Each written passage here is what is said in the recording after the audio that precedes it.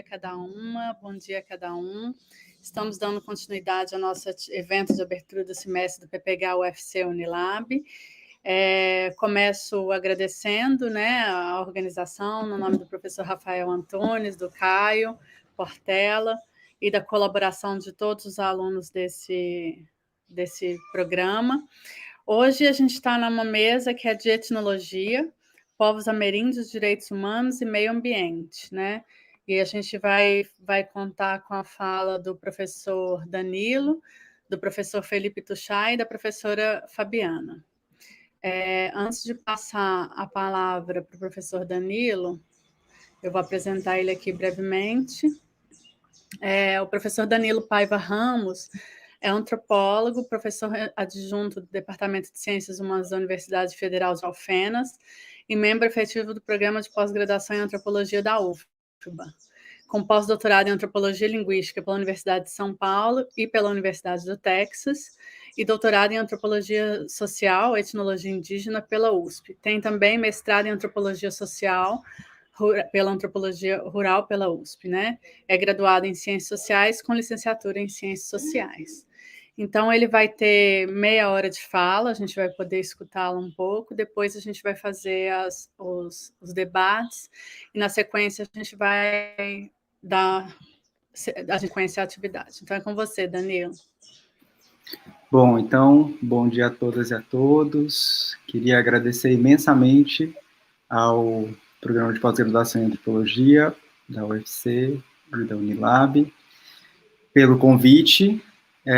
Agradecer também à professora Denise, ao professor Rafael Antunes, ao professor Clayton e ao Caio. Parabenizar o Felipe Tuchá pela defesa do doutorado, né? E no dia seguinte já aqui com a gente, na luta, né? E nesse trabalho etnológico. E dizer que eu vou falar, né, minha fala vai ser uma fala com base numa pesquisa que ela é compartilhada com o professor Spence Pimentel, da Federal do Sul da Bahia, mas também que tem a ver com as atividades do PET, Comunidades Indígenas da UFBA, no ano passado, as atividades de enfrentamento da pandemia, realizadas pelas estudantes do PET, né, de monitoramento de base comunitária e de parceria com o Mupoíba, e a atuação conjunta também com a Federação das Organizações Indígenas do Rio Negro no enfrentamento da Covid-19 em 2020, 2021, e também na criação de estratégias de monitoramento de base comunitária da Covid-19. Né? Então, começando, então, esse é um trabalho que a gente intitulou Movimentos Indígenas, Pandemia e Controle Social em Saúde. A gente realizou ele também dentro do grupo de pesquisa em etnologia, linguística e saúde indígena da UFBA. Começar dizendo, então, que a estrutura do trabalho que eu vou apresentar para vocês, ela parte de uma introdução geral ao problema, né, que a gente vai analisar. Depois eu vou recapitular um pouquinho da história da saúde indígena e do controle social em saúde indígena. Vou trazer um pouco dos ataques recentes ao controle social em saúde indígena, principalmente os ataques que se deram no governo Bolsonaro, e depois a gente vai trabalhar um pouquinho e analisar os planos de enfrentamento elaborados por vários movimentos indígenas do país, né, e na sequência daí eu vou tecer algumas considerações finais. Então, desde 2020, né, algo que começou a chamar muito a atenção foi a discrepância entre os dados epidemiológicos divulgados pela Secretaria Especial de Saúde Indígena, a CESAI, com relação às pessoas indígenas atingidas pela Covid, aos povos indígenas atingidos pela Covid e ao número de óbitos, né? E aqueles divulgados pelos movimentos indígenas, principalmente no início, né, pelos conselheiros indígenas de saúde, pelos pajés e parteiras, benzedores, benzedeiras, e também pelos profissionais indígenas de saúde, né, os agentes indígenas de saúde, e profissionais não indígenas que trabalham na saúde indígena. Né? Então, por exemplo, né, em 2021, a Articulação dos Povos Indígenas do Brasil, a APIB, comunicava que haviam sido confirmados 46.508 casos de Covid-19, 920 óbitos e 161 povos afetados. Na mesma data, o boletim epidemiológico de Covid-19 da CESAI divulgava, né, um dado de 40.611 casos confirmados, 531 óbitos, e até hoje a gente tem uma situação em que não é detalhada, né, povo por povo, né, ou a quantidade de povos atingidos pela Covid-19. Hoje, né, então uma consulta rápida que eu fiz hoje pela manhã no site da PIB, são reportados 63.380 casos confirmados, 1.255 pessoas indígenas mortas pela Covid-19 e 162 povos afetados. Hoje de manhã também a CESAI reportava 67.483 casos confirmados, então muito abaixo do dado da PIB, 859 óbitos, né, enquanto a PIB está reportando 1.255, e sem o detalhamento povo por povo, né, e nem com relação à quantidade de povos atingidos. Bom, a pesquisa, então, a gente fez ao longo de todo o ano passado, e vem ainda, né, realizando essa pesquisa em diversas, principalmente ali, né, na rede de apoio aos movimentos indígenas na Bahia e no Alto Rio Negro, no Amazonas. O que a gente percebe é que, né, nesse cenário de crescente avanço da epidemia, né, existe uma discrepância muito grande entre os dados oficiais divulgados pela CESAI e aqueles produzidos pelo monitoramento de base comunitária dos movimentos indígenas. E isso revela um agravamento de um problema sério que já era enfrentado pelos povos indígenas ao longo das décadas anteriores, né, e que vem sendo denunciado em todas as conferências nacionais de saúde indígena, né, então, que é a questão da subnotificação de dados epidemiológicos, né. Então, a subnotificação, né, ela revela também a falta de confiabilidade e a falta de acesso aos dados epidemiológicos, né, como problemas mais gerais e muito graves que marcam a saúde indígena. Isso já vinha sendo apontado por conselheiros de saúde indígena, por lideranças indígenas, e é presente, né, nos relatórios dos finais das conferências nacionais de saúde indígena. A gente entende que isso está na base também da motivação de muitos movimentos indígenas no país de elaborarem seus planos de enfrentamento, seus boletins epidemiológicos próprios, e de estabelecerem uma mobilização de uma rede complexa, né, de apoiadores, para o monitoramento, mas também para a viabilização de ações de prevenção e de tratamento da Covid-19, envolvendo agentes de saúde indígena, pajés, parteiras, benzedores, conselheiros indígenas, estudantes, professores indígenas e profissionais de saúde. Chama atenção também, né, uma outra questão, que é a questão da falta de efetividade, da falta de atuação e intervenção da estrutura de CONDISES, né, de Conselhos Distritais de Saúde Indígena, e mesmo do Fórum de Presidentes de CONDISE, no início, nos momentos iniciais da pandemia. Né, vocês vão ver que isso tem a ver com toda uma estratégia de desmonte, né, implementada pelo governo Bolsonaro. Então, nos últimos anos, o controle social em saúde indígena, nas últimas décadas, procura se consolidar como uma instância legítima de negociação, diálogo e contestação, né, por meio das instâncias oficiais ali do próprio Ministério da Saúde.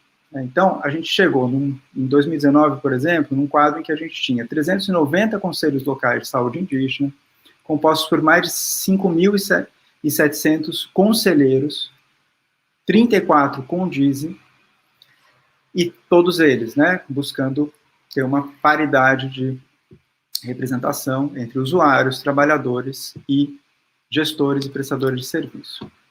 Então, o foco da pesquisa foi entender em que medida as estratégias de enfrentamento da Covid-19 adotadas pelos movimentos indígenas se deu face à ofensiva estatal de desmonte dos conselhos deliberativos e como essas estratégias de enfrentamento, que a gente percebe pelos planos elaborados pelos movimentos, colocam em curso formas alternativas de protagonismo e participação popular na saúde indígena.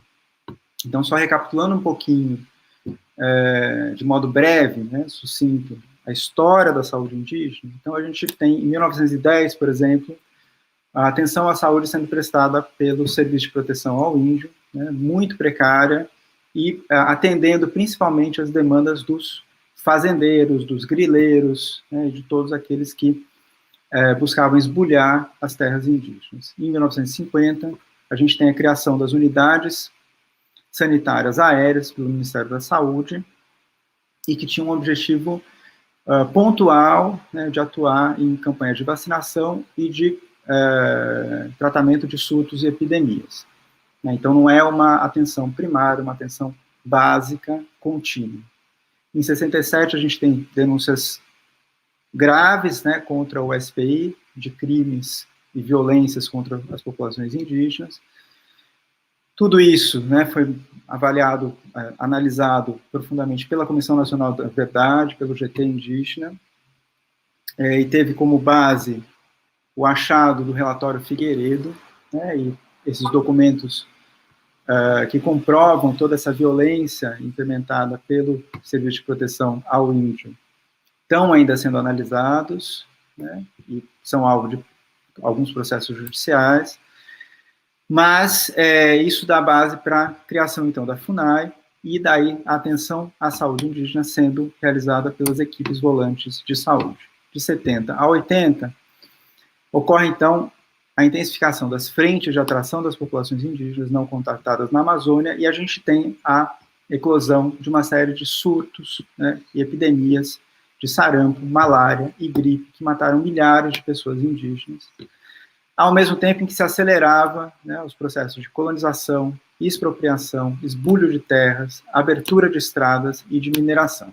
Então, o que a gente entende é que sempre, né, isso faz parte de uma determinada estrutura do Estado brasileiro, né, e as epidemias e os contextos epidemiológicos adversos para as populações indígenas dão margem para esse tipo de ação violenta, para esse tipo de ação criminosa e sistemática do Estado. Né? E é isso um pouco que a gente vai ver funcionando aqui nesse cenário que a gente vai apresentar. Então, recapitulando também, né, conquistas em termos da Política Nacional de Saúde Indígena. Em 86, a gente tem a 8ª Conferência Nacional de Saúde e a primeira Conferência de Proteção à Saúde do Índio, que estabelecem as diretrizes para o Sistema Único de Saúde e também algumas bases iniciais para o subsistema de saúde indígena. Em 91, a gente tem o Decreto 2391, que transfere a responsabilidade da saúde indígena, né, das ações de saúde indígena, da FUNAI, para o Ministério da Saúde, e é criada a Coordenação de Saúde do Índio, a COSAI, do Departamento de Operações da Fundação Nacional de Saúde. Em 91 também é criado o Conselho Nacional, pelo Conselho Nacional, a Comissão Intersetorial de Saúde do Índio, a CISI. Em 93, ocorre a 2ª Conferência Nacional de Saúde para os Povos Indígenas, e começa a ser defendido um modelo dos distritos sanitários especiais indígenas, articulados ao SUS. Em 94 são implantados os DICEIs Leste de Roraima e Xingu, com base na experiência inicial, né, e pioneira do DICEI Yanomami. Em 97 a gente tem a efetivação do modelo de atenção básica à saúde dos povos indígenas sendo viabilizado após uma denúncia da CISI ao Ministério Público Federal por conta da morosidade, né, que o governo brasileiro, com a qual o governo brasileiro estava lidando com a responsabilidade de implementar o modelo de atenção diferenciada aos povos indígenas. Então, com base nessa denúncia, em 99, é promulgada a Lei Arouca, a Lei 9.836, e começam a ser criados os 34 DICEIs que existem ainda hoje. Em 2012, a gente tem o Decreto 7.336 e a criação da CESAI, da Secretaria Especial de Saúde Indígena, vinculada ao Ministério da Saúde, após uma série de denúncias contra a Funasa, denúncias de fortes esquemas de corrupção que foram instalados na Funasa. Então, a saúde indígena passa a ser executada pela CESAI, e vinculada daí diretamente ao Ministério da Saúde, não mais por essa autarquia, né, que era a Funasa. Em 2015, a gente tem a 5ª Conferência Nacional de Saúde Indígena, que foi a última Conferência Nacional de Saúde Indígena, já que a 6ª Conferência Nacional de Saúde Indígena, prevista para realização em 2018, foi cancelada, né? E até hoje ela não foi realizada. Então, em 2015, a gente tem a Conferência Nacional de Saúde Indígena e o movimento indígena se manifestando explicitamente e fortemente contra a proposta de municipalização da saúde indígena.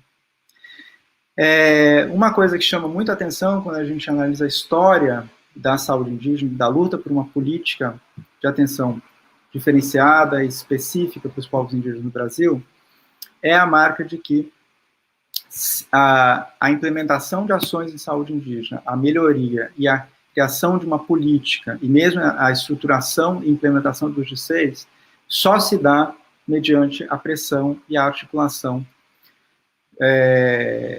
protagonizada, né, pelos movimentos indígenas e indigenistas. Então, a gente percebe o quê? Por mais que se busque instâncias oficiais de controle social, de exercício do controle social em saúde indígena, esse controle social, historicamente, ele é exercido fora de instâncias reguladas pelo próprio Ministério da Saúde ou pelo Estado brasileiro. Então, esse duplo exercício é algo que a gente vai analisar um pouquinho nessa apresentação. Então, a gente tem, então, né, daí já no contexto do governo Bolsonaro, esses ataques recentes ao controle social, eles envolvem a retirada da legalidade da atuação via Condizes, né? Isso se dá em 2019, e, além disso, a gente tem a inviabilização da realização da 6ª Conferência Nacional de Saúde Indígena, que faz com que uma série de demandas do movimento indígena, né, uma série de denúncias, né, sejam silenciadas, né, por meio do que seria um espaço de diálogo, né, pela negação de um espaço de diálogo oficial, né. Então, em 2019, a gente tem o decreto presidencial 9.759, de abril, que extingue colegiados da administração pública federal direta, autárquica e funcional. Isso gera um problema muito grave para o exercício do controle social em saúde indígena via conselhos. Além disso, em paralelo, a gente tem o contingenciamento de gastos da CESAI, que inviabiliza a realização de reuniões e assembleias dos conselhos, um processo que culmina, então, no cancelamento da 6ª Conferência Nacional de Saúde Indígena. Além disso, a gente tem, né, o fim do Departamento de Gestão e mais de 1 bilhão e 400 reais deixam de ser geridos pela CESAI e passam a ser executados diretamente pelo Ministério da Saúde, né? Então, o que a gente entende é que, mesmo, né, ainda que em novembro de 2020, né, o secretário da CESAI, o Robson Santos da Silva, né, promulgue, né, a portaria 3.021, né, aparentemente restabelecendo as instâncias de controle social e o Fórum de Presidentes de Condizem, a gente tem uma redução das capacidades desses conselhos e do próprio Fórum de Presidentes de Condizem.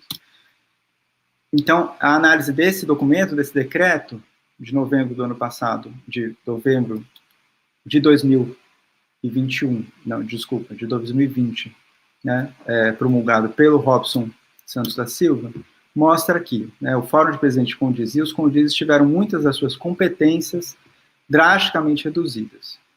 O Fórum de Presidentes de Condizem, por exemplo, fica responsável apenas por participar, acompanhar e zelar pela Política Nacional de Atenção à Saúde dos Povos Indígenas, e por promover o fortalecimento e articulação política do controle social na gestão do SAS-SUS e do SUS. Deixam de ser competências do Fórum de Presidentes de Condize e dos Condize. A definição dos critérios do padrão de qualidade da atenção em saúde indígena, o acompanhamento dos relatórios de gestão financeira da CESAI, o monitoramento da execução das diretrizes das Conferências Nacionais de Saúde Indígena, a atuação quanto às informações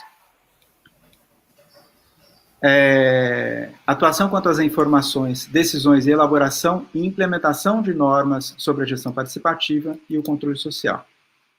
Então, esses ataques recentes ao controle social em saúde indígena, eles se dão em meio à pandemia, apesar da restituição do Fórum de Presidentes de Condize, né, e dos conselhos, o que leva ao enfraquecimento muito grande nas capacidades de exercício do controle social em saúde indígena por meio das instâncias ligadas ao Ministério da Saúde, né? E daí a gente tem a denúncia forte da PIB, né, de que houve, nesse meio tempo, a centralização das compras, a centralização das negociações de leitos hospitalares, a centralização da estruturação de hospitais de campanha, de horas-voo para resgate de pacientes e da contratação de recursos humanos, sem que se pudesse fazer o acompanhamento e fiscalização do controle social no nível central.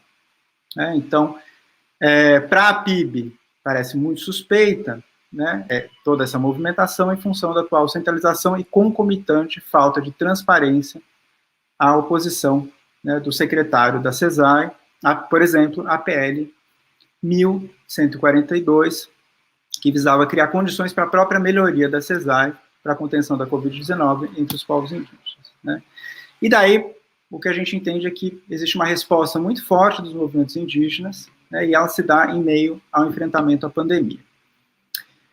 Em março de 2020, a CESAI divulga o seu plano de contingência nacional da infecção humana do Covid-19, e essa divulgação, né, faz com que seja percebida rapidamente a ineficácia desse plano e o modo como ações específicas, né, e adequadas aos contextos epidemiológicos de cada população, né, não estão sendo previstas, né, e por isso, né, começa a se pensar também em planos específicos, planos emergenciais elaborados pelos próprios movimentos indígenas. Começa a ficar patente também a discrepância entre os dados epidemiológicos apresentados pela CESAI e os documentos apresentados pelos agentes indígenas de saúde, pelos conselheiros de saúde, pelas organizações indígenas e demais parceiros e organizações parceiras dos movimentos indígenas, né? Então, a subnotificação salta aos olhos, né, e ela evidencia também uma atitude de omissão da CESAI e do governo brasileiro. Então, em meio ao acampamento Terra Livre de 2019, a PIB estrutura o Comitê Nacional pela Vida e Memória Indígena e o Observatório Quarentena Indígena para viabilizar o levantamento e divulgação de dados epidemiológicos sobre povos e pessoas indígenas atingidos pela Covid-19. Né? E daí o plano se estrutura em 4 eixos. Primeiro, uma apresentação da ameaça da Covid e da omissão do Estado em saúde para os povos indígenas. Segundo, uma contextualização dos crimes do Estado que atestam o descompromisso com as vidas indígenas e seu compromisso com o genocídio e esbulho de terras dessa população. Terceiro eixo, descrição dos objetivos e estratégias de ações emergenciais. E, um 4º eixo, a previsão orçamentária e garantia de governança, execução financeira e a busca por doações para execução do plano. Né?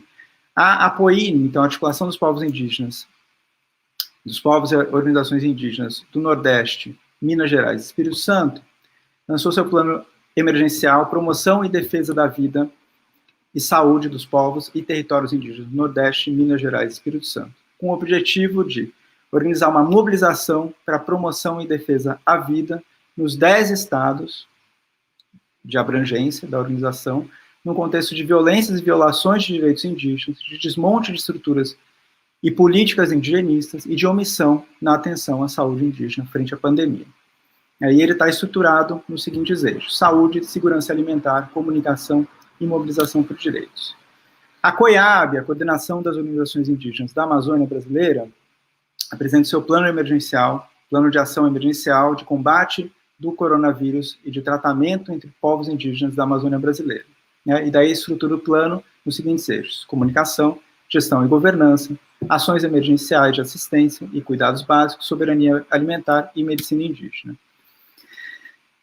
A análise daí que a gente vai fazendo, mostra aqui, manifestando consonância, articulação e cooperação com a PIB e suas organizações membros, a estratégia discursiva da APOIB constrói uma imagem de um nós coletivo composto pelas entidades indígenas que, face às omissões e violações do Estado, um outro, um ele, são impelidas a agir como protagonistas para conter o avanço da doença. De modo diferente, enquanto os planos da PIB e APOIM apresentam o governo federal como principal antagonista, cuja ação genocida e anti-indígena é potencializada com a pandemia, o plano da COIAB aponta a Covid como principal antagonista, cuja chegada avassaladora às comunidades indígenas vem causando a perda de muitas vidas, daí citando, de muitas vidas dos nossos parentes. Então, diferente dos planos da PIB e da APOIM, no plano da COIAB, a falta de resposta do governo brasileiro, no lugar de ser denunciada como um índice de genocídio, surge como um não fazer, que precisa da cooperação das entidades indígenas para tornar-se um fazer. Enquanto o sentido de identidade do plano da PIB se compõe a partir de um nós contraposto ao Estado numa guerra viral, a COIAB e sua mobilização visam fomentar a mobilização, cooperação e coordenação conjunta e solidária entre organismos públicos, povos, organizações indígenas e parceiros da sociedade civil organizada.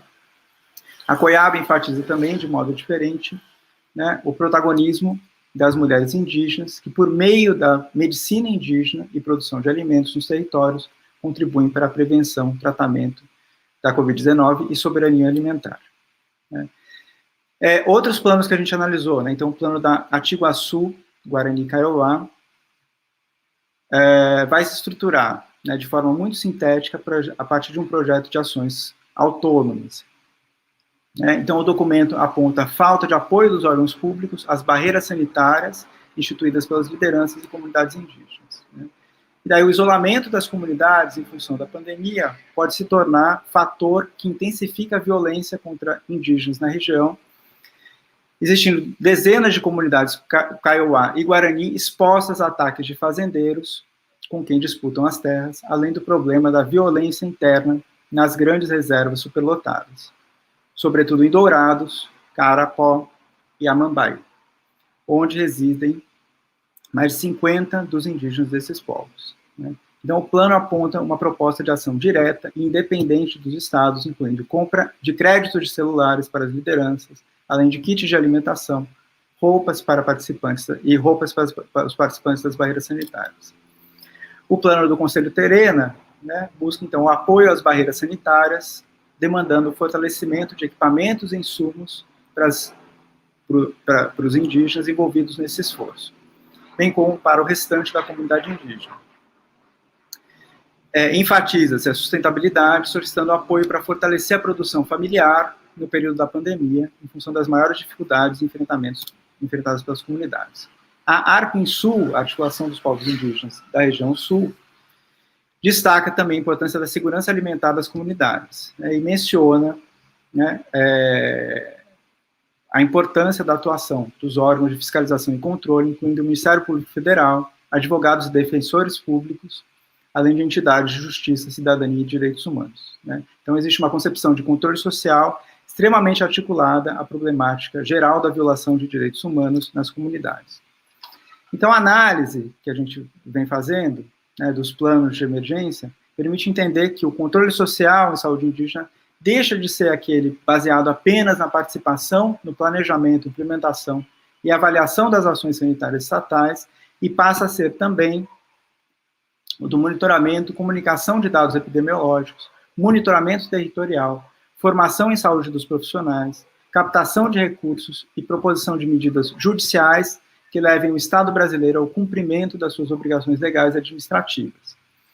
Ao mesmo tempo, a gente vem entendendo que os planos se tornam fundamentais para questionar os dados epidemiológicos oficiais divulgados pelo governo, para planejar medidas de prevenção e cuidado alternativas e complementares àquelas estatais, e também para mobilizar a sociedade civil em defesa dos direitos indígenas e da atenção diferenciada em saúde. No lugar de se ter, né, o secretário da CESAR, né, e o ministro da Saúde como únicos interlocutores dos direitos em saúde, os agentes do controle social, né, dos planos, passam a ter como interlocutores as frentes parlamentares do Congresso Nacional, o Comitê de Crise Interinstitucional e Enfrentamento da Covid para os povos indígenas, o Sistema das Nações Unidas e o Sistema Interamericano para a Defesa dos Direitos Humanos, o Parlamento Europeu, e para sanções, para a promoção de sanções a partir do acordo comercial entre Mercosul e União Europeia, né, dentre outras instâncias nacionais e internacionais que permitem uma intensificação e multiplicação de mecanismos jurídicos legais visando pressionar o governo federal, né.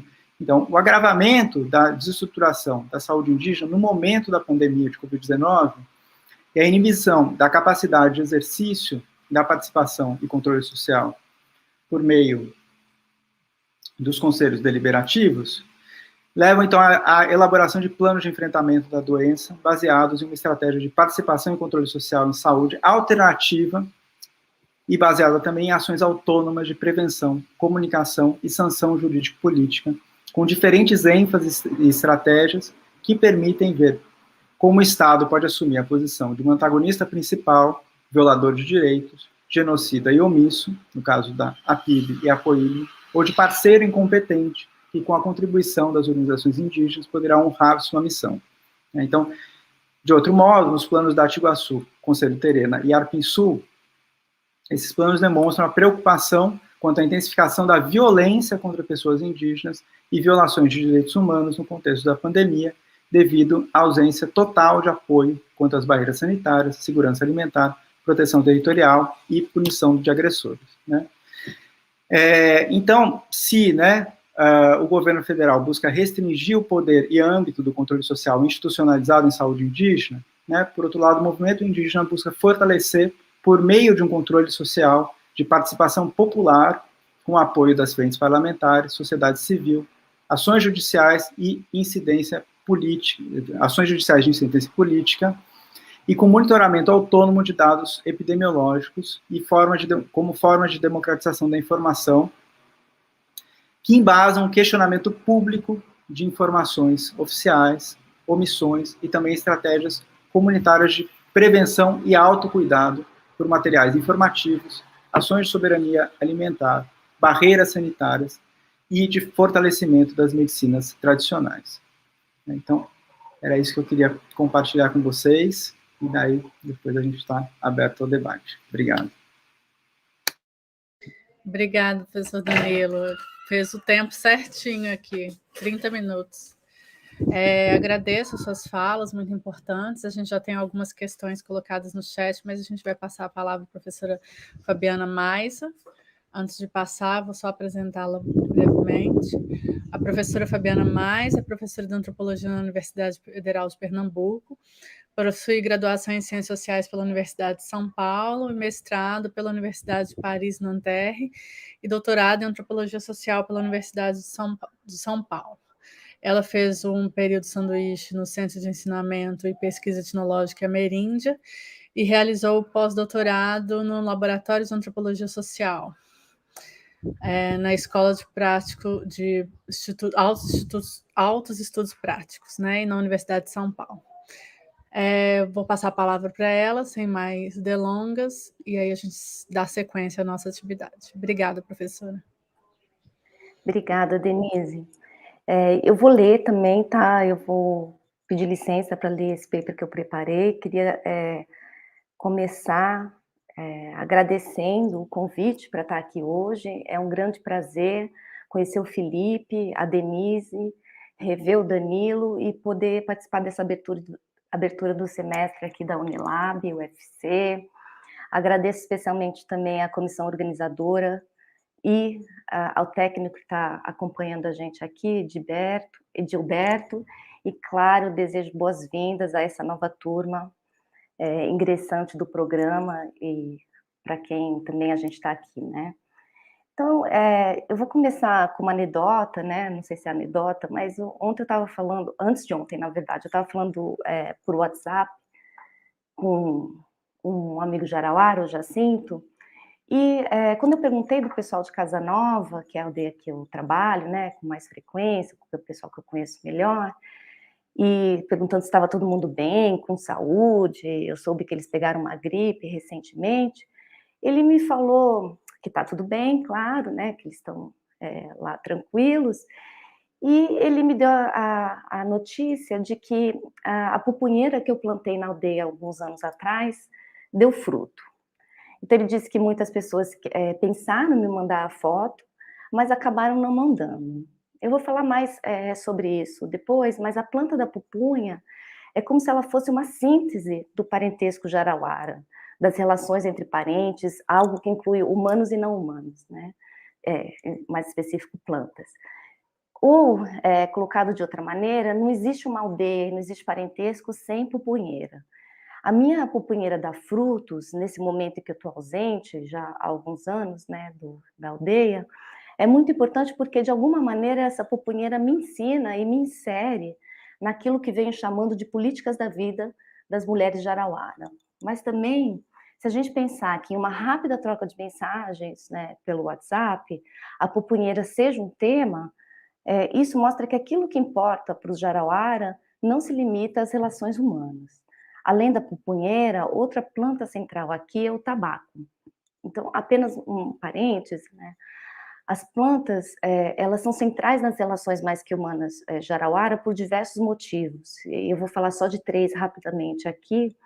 Por um lado, elas são filhas, né, das pessoas que cultivam, e são elas que vão cuidar dos Arauária quando eles morrerem, né, nessa camada superior, Nemeiá. Segundo, porque elas povoam o imaginário Jarauara, porque as almas das plantas são a gente, alma, coisa, né, o Inamati, que está sempre tentando seduzir as pessoas, né, Jarauara, e roubar as almas delas. E terceiro, porque as almas das plantas cultivadas são centrais no xamanismo, elas são aqueles que a gente chamaria de espírito auxiliar dos xamãs, e aqui as plantas fortes, como a pupunha, o tabaco, o algodão, entre outras, são muito importantes nas práticas xamânicas. Então, vou fechar parênteses e queria dizer que é assim que eu quero falar sobre o tema dessa mesa, né? Povos ameríndios, direitos humanos e meio ambiente. Falando sobre pupunheiras, sobre plantas de tabaco, sobre rapé e sobre as políticas cotidianas das mulheres de Arauária. Em outras palavras, falando sobre políticas do cuidar, que é a forma como eu venho pensando as ações das mulheres de Arauária na produção da floresta e na perpetuação de um mundo. É nesse sentido que a gente pode fazer uma ponte entre as mulheres da floresta, mulheres indígenas, mulheres de Arauária, e aquilo que vem sendo pensado por uma linha do feminismo contemporâneo, que é a ideia de ressignificar o conceito de cuidar. Essa provocação ao conceito de cuidar aposta justamente em uma política do cotidiano. O cuidado que as mulheres de Arauária têm com o roçado, com as pupunheiras, com as plantas de tabaco, com o rapé, com as pessoas, com diversos animais de criação, com as festas, com as diversas esferas da vida, pode ser visto como uma forma de se preocupar e de criar relações. E se preocupar com inúmeros tipos de seres, né? Mas também com a própria floresta.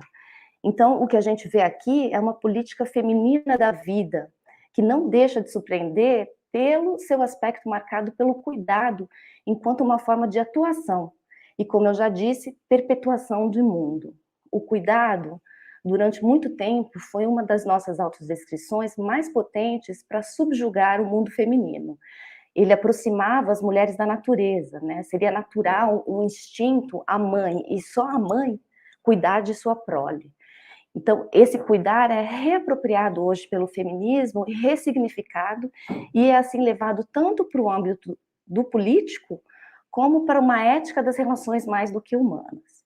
O cuidar se torna um experimento para se pensar um mundo onde as pessoas tomam decisões na presença daqueles que vão encarar suas consequências, algo que Isabelle Stanguet chama de cosmopolítica. O termo cuidar se torna aqui também, além de uma provocação, algo especulativo, em aberto, um modo afetivo que nos ajuda a imaginar mundos. Mundos onde é necessário explorar como uma ética mais do que humana poderia ser.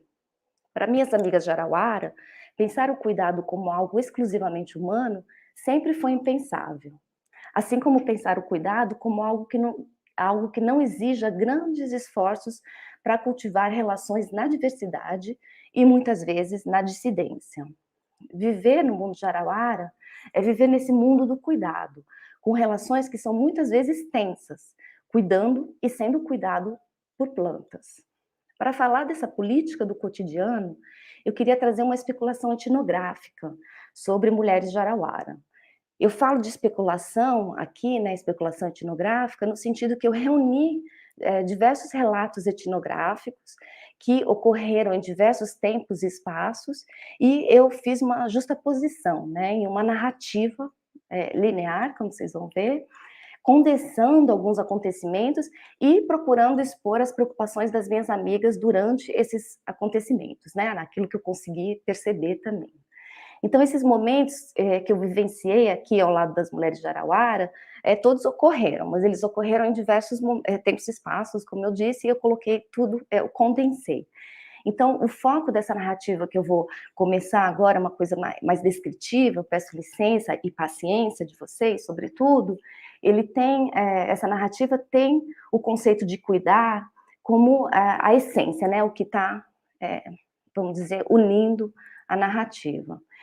Porque justamente é a maneira que eu enxergo a forma que as mulheres de Arauara compõem com o mundo, né, e sobretudo com o mundo das plantas. Então, vou começar essa narrativa, certo? Que eu estou chamando aqui de uma especulação etnográfica. Maqueni, logo de manhã, perto do fogo, me falou que tinha sonhado com sua filha querida, que tinha fugido com um homem branco, e com quem não falava há muitos meses. A moça, né, a filha, chorava no sonho de saudades. Narabi me explicou que era a alma dela que veio visitar Maqueni, sua mãe, quando esta dormia. Nos alimentamos com peixe requentado da noite anterior, acompanhados de farinha, tomamos rapé e nos preparamos para descer para outra casa delas, a meia hora de caminhada dali, próxima da várzea, onde elas moravam metade do ano. Era lá perto que estavam os novos roçados, e também algumas plantas pequenas que ainda precisavam de cuidado intensivo, além de alguns patos que precisavam ser alimentados. No caminho, seguia Maqueni, Narabi, Rinabori, Manira e eu, e alguns cachorros das filhas dela, inclusive um bem pequenininho que não parava de latir. Levávamos todas paneiros, né, que são esses recipientes de envira trançada, onde a gente coloca plantas e outras coisas. E também facas, de tamanhos diversos. Elas levavam os facões grandes, bem afiados, e eu, claro, carregava algo mais parecido com uma faca de cozinha. Maqueni continuou falando sobre sua filha ausente, enquanto as outras e eu apenas ouvíamos caladas. Não havia muito a ser dito que não aumentasse sua raiva, saudade e tristeza, que precisava, pelo contrário, ser acalmada e afastada. Uns metros para frente, paramos de repente no caminho. Narabi, que tinha se afastado, pois uma das suas filhas tinha pedido a ela para dar uma olhada no seu abacateiro, para ver se ele tinha dado fruto, voltou preocupada, dizendo que tinha ouvido algo. Só podia ser Alma, e Namati. Ficamos paradas, nos certificando sobretudo que a Alma tinha também nos ouvido e fugido para longe. Depois continuamos e chegamos não muito cansadas na outra casa. As janelas foram abertas, alguns objetos recuperados e ficamos lá sentadas um pouco. Rapidamente, Manira me perguntou onde estavam as sementes de pupunha que eu tinha ganhado na noite anterior para que eu fosse com ela plantá-las. Mostrei para ela, ela me falou para me preparar para sair. Coloquei bota, boné, preparei meu caderno, minha mochila, minha faca, minha garrafa d'água. Bom, eu estava pronta. Para meu espanto, ao descer da casa, andamos aproximadamente 20 passos. E lá, no meio de um monte de mini roçados jardins, literalmente ao lado da casa, ela fez uns furos com o facão no chão e me disse, pode colocar. E assim eu plantei as minhas primeiras sementes de pupunha. Isso só foi possível depois de anos de convivência com as mulheres de Arauara. A questão, me parece, foi que, antes de plantar, eu precisava de um lugar para plantar, um roçado, um jardim. Os roçados são de famílias compostas, e assim eu precisei ter uma família antes de ter uma pupunheira. Alguns dias antes, Narabi havia me convidado a ser irmã mais nova dela e de suas irmãs. No mundo de Arauara, as plantas cultivadas são filhas daqueles que as semeiam e moram na camada superior, com outros parentes planta. Agora, com esse novo estatuto de parentesco, eu plantaria nos roçados de minhas irmãs e perto de suas plantas, mas também teria filhos planta que viveriam com os filhos planta delas. Mas foi assim também que percebi que aquela aldeia e a outra, e todas as aldeias de Arauara em que já estive, estavam cercadas de pupunheira e outras palmeiras e árvores frutíferas. Percebi que a beleza da aldeia, e ter uma aldeia bonita é muito importante aqui, passava pela presença e pela beleza das pupunheiras. O primeiro impacto a qualquer um que chega em uma aldeia de Arauara, depois de horas de caminhada na floresta fechada, é de se deparar com um lugar arrumado, limpo e cuidado, repleto de longe e de perto de pupunheiras. Enfim, não há vida entre parentes sem a presença da pupunha. Quando voltamos para casa, logo ali do lado, vimos que Rinabori já tinha saído com sua irmã mais nova para ir espiar a planta do tabaco, de sua filha, que estava morando temporariamente na aldeia do seu marido. Fomos até lá e vimos que Rinabori estava limpando o terreno em volta das plantas, roçando e tirando também algumas folhas, sempre as que se encontravam mais embaixo do caule e pegando para si, para fazer rapé. Ela deve ter ficado pelo menos 1 hora sobre o sol quente no final da manhã, apenas fazendo isso, limpando o terreno e coletando algumas poucas folhas de tabaco para si mesma. Enquanto isso, sua irmã mais nova fazia o mesmo do outro lado do roçado, com suas plantas de tabaco.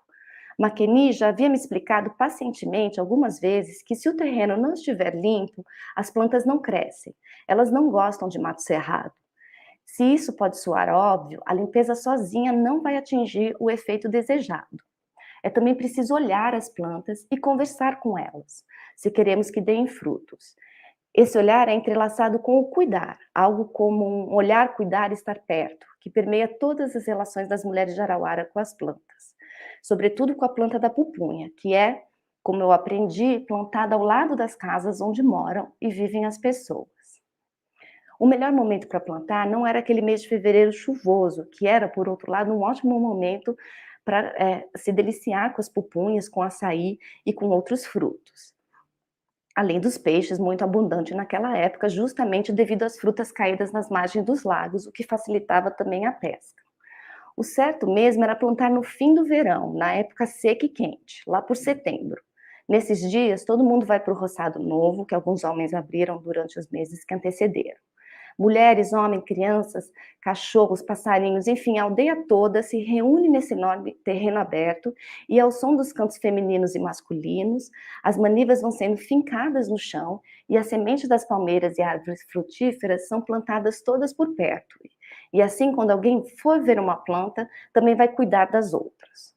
As plantas precisam dos cantos para crescer.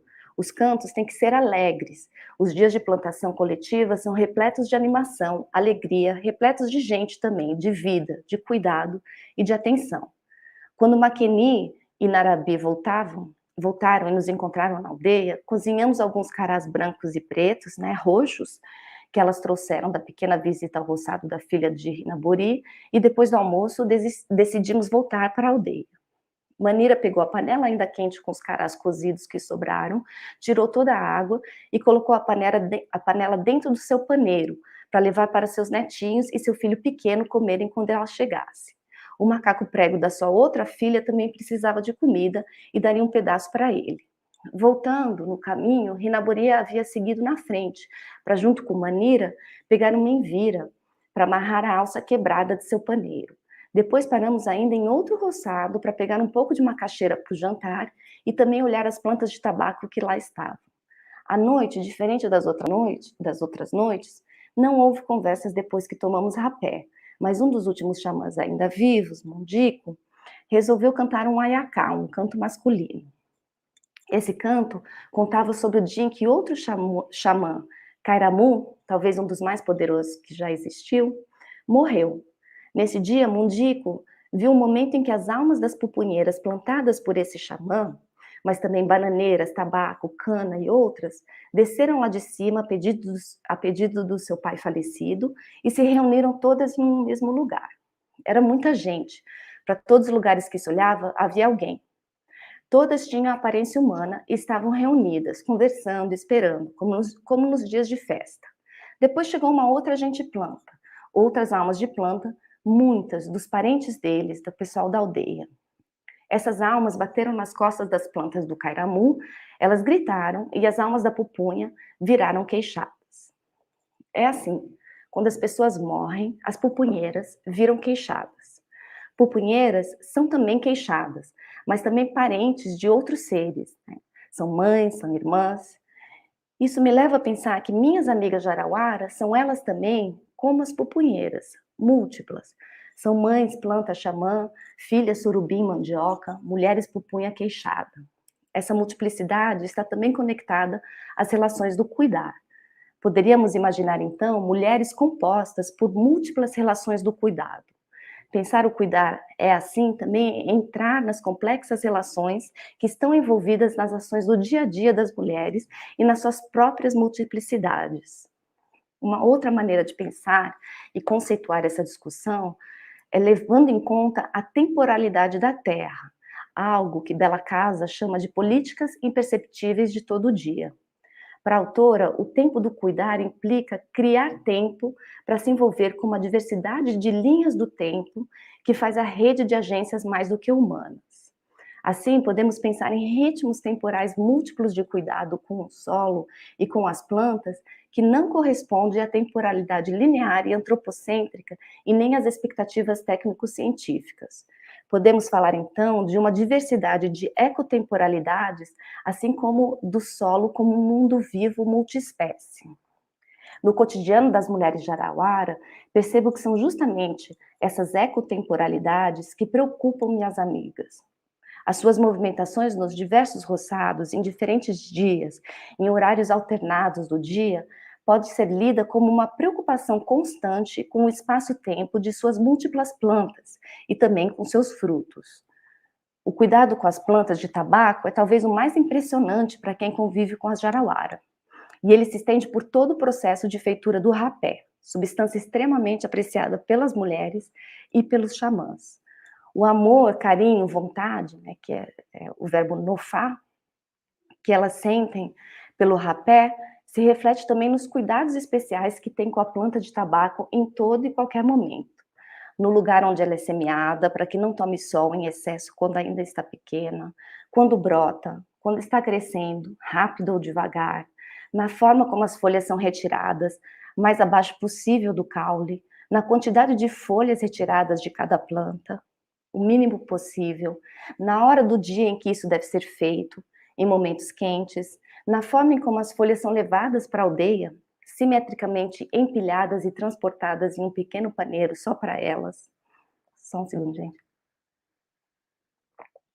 No modo como tiram devagar a nervura central e mais uma vez as empilham de forma organizada e bonita, na maneira em que são deixadas para secar, presas em pequenos galhos, um para cada folha, em volta de uma fogueira pequena, ou então em uma placa de alumínio acima do fogo, onde são arrumadas umas ao lado das outras com certa distância, na paciência para que cheguem à consistência certa para serem devidamente piladas, o que em temporadas de chuva pode levar alguns dias, no longo processo de pilar e filtrar para que o pó de tabaco fique homogêneo e com uma consistência agradável às narinas, sempre com muito cuidado para não desperdiçar ou perder nada ao mudar o pó de recipiente durante a fabricação, na forma como saem para as regiões longínquas da floresta em busca de pedaços da casca da árvore de cacau, para então os reduzirem a cinzas e adicionarem ao tabaco pilado, almejando suavidade e gosto à mistura.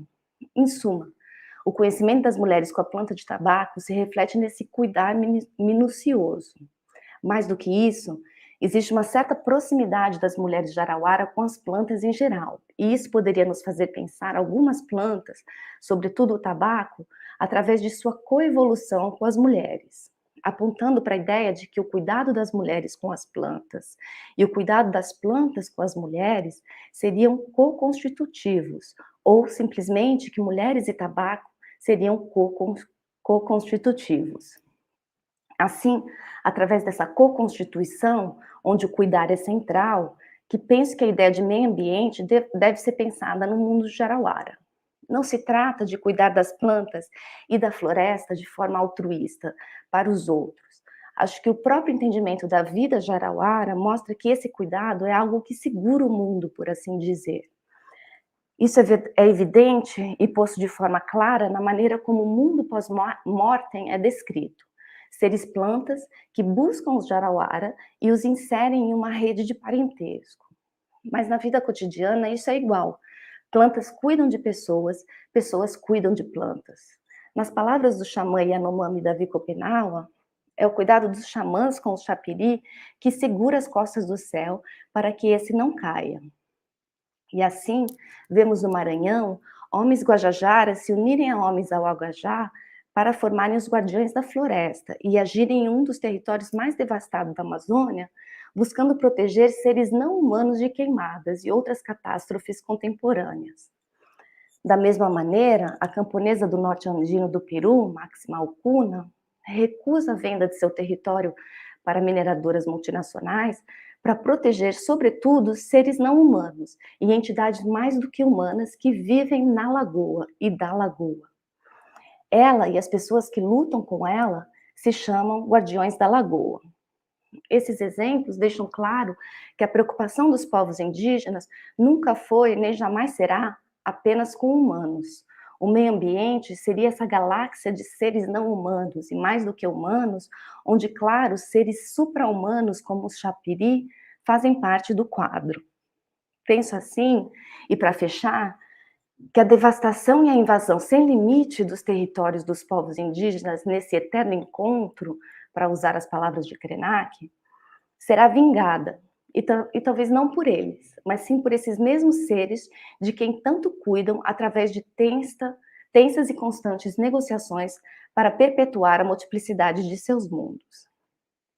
Em 1854, o chefe Seattle do povo Suquamish, quando vê sua terra invadida, profere um discurso onde diz: "E quando o último pele vermelha tiver desaparecido da terra e a sua memória se tornar um mito entre o vosso povo, esses lugares se encherão com os mortos invisíveis da minha tribo.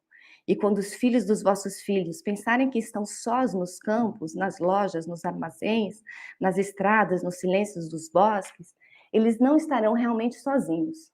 Na terra toda não haverá um único lugar onde se esteja só. À noite, quando as ruas das vossas cidades e aldeias estiverem em silêncio e pensardes que estão desertas, elas serão invadidas pelos espíritos que outrora aqui viveram e que ainda amam essa maravilhosa terra. O homem branco nunca mais estará só." As bruxas neopagãs, em seu movimento Reclaim, nos dizem que não estamos sozinhas, mas elas fazem referência à vida que ainda povoa nosso planeta. No entanto, povos indígenas há tempo vêm nos avisando que não estamos sozinhos, mesmo quando eles não estaremos sozinhos, mesmo quando eles não mais estiverem aqui. Basta saber se estaremos no vazio de um mundo devastado e suas almas penadas, ou em um mundo das políticas cotidianas do cuidar, onde o que está realmente em jogo são as vidas de outros seres, para além dos humanos. Obrigada, gente. Obrigada, Fabiana. Agora vamos passar a palavra para o Felipe Tuchá. Vou apresentar ele brevemente aqui. Ele é pesquisador indígena do povo Tuxá de Rodelas, da Bahia. É desde 2018 professor na Universidade do Estado da Bahia, no campus 3, no curso de licenciatura intercultural em educação escolar indígena. Atuou como professor convidado pelo Centro de Estudos Avançados Multidisciplinares no NEAB-UNB, na disciplina Cultura, Poder e Relações Raciais, e possui graduação em Ciências Sociais pela Universidade Federal de Minas Gerais, mestrado em Antropologia da UNB, e ele ainda não atualizou, mas ele também é doutor, recém-doutor, exatamente ontem. Parabéns. A fala é sua, querido. Obrigado, Denise, tanto pelo convite, obrigado, pessoal da organização. dizer que é um prazer estar aqui com vocês nessa recepção, né, a abertura do semestre da pós-graduação. E é isso, Denise falou, né? Eu estou nesse momento agora ainda meio muito extasiado, né, por concluir. Muitos de vocês estão aí começando nesse momento o mestrado, e é uma jornada incrível, assim, né? Espero que vocês aproveitem muito e que construam muitas coisas na Unilab. Eu então estou com essa discussão da tese muito fresca na cabeça, né? E pensei em trazer um pouco sobre isso, assim, né? Sobre a pesquisa que eu desenvolvi, tensionando a própria disciplina, né? A nossa formação na antropologia, o que esperamos, né? Quando entramos no curso de antropologia, e o que a antropologia nos oferece e o que ela pode nos oferecer no futuro, pensando que ela não é algo fechado, né? A gente também, na medida em que entra, passa por aqui, a gente está disputando o futuro dessa disciplina, né? E então vai ser um pouco por aí, né? Como a Denise falou, né? Eu sou indígena do povo Tuxá e estou falando aqui de Paulo Afonso, que é uma cidade nas margens do São Francisco, e tenho trabalhado muito as questões relacionadas aos povos indígenas e no mestrado mais diretamente ao meu contexto, né? Fiz uma etnografia, né? Entre a minha comunidade, na minha comunidade, mas no doutorado eu fiz algo mais amplo, assim, eu trabalhei com o conceito de genocídio, né? Pensando a sua aplicabilidade para a realidade indígena no Brasil, assim. E aí a pandemia veio, né, e trouxe uma outra profusão de dados aí sobre o uso do conceito de genocídio, porque, como vocês sabem e acompanham, se tornou uma categoria muito utilizada não apenas por movimentos sociais, mas também pela sociedade civil como um todo, né, no contexto da pandemia. Mas eu gostaria de começar lembrando, né, que logo que, quando eu entrei na pós-graduação de Brasília, no mestrado, tem um momento que os professores eles se apresentam, né, e dizem o que pesquisam, né? E eu lembro que cada um deles se apresentava falando, olha, quais são, sou fulano de tal, e os meus temas de interesse são pesquisar, sei lá, parentesco,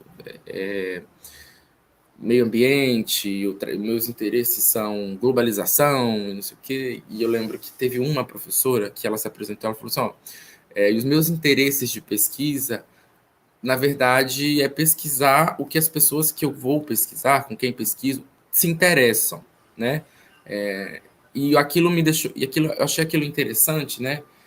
Pensar sobre isso, assim, né? Pensar sobre o que as pessoas com quem trabalhamos têm interesse que a gente fale, que a gente pesquise, né? E como que isso entra dentro das possibilidades dos caminhos formativos que temos, né? Isso porque nem sempre, né, vocês que estão chegando, a gente chega com as coisas os temas, né, que a gente gostaria de trabalhar, né, só que nem sempre a gente encontra espaço para pesquisar o que a gente gostaria, né, porque como um campo de conhecimento, a antropologia ela tem alguns temas que são considerados temas clássicos, alguns temas que são considerados temas de maior rendimento e alguns temas que se tornam obsoletos, né? Tem tema que se você chegar, professor, quer pesquisar isso, ele vai falar, mas isso já está passado, ou isso não é interessante, né? E às vezes o seu orientador tem coisas que ele acha interessante e você acaba indo também muito mobilizado por isso, assim, né? Então, pensar que a antropologia possui uma agenda de pesquisa é interessante, né? Ela existe os temas que são da moda, por exemplo, né?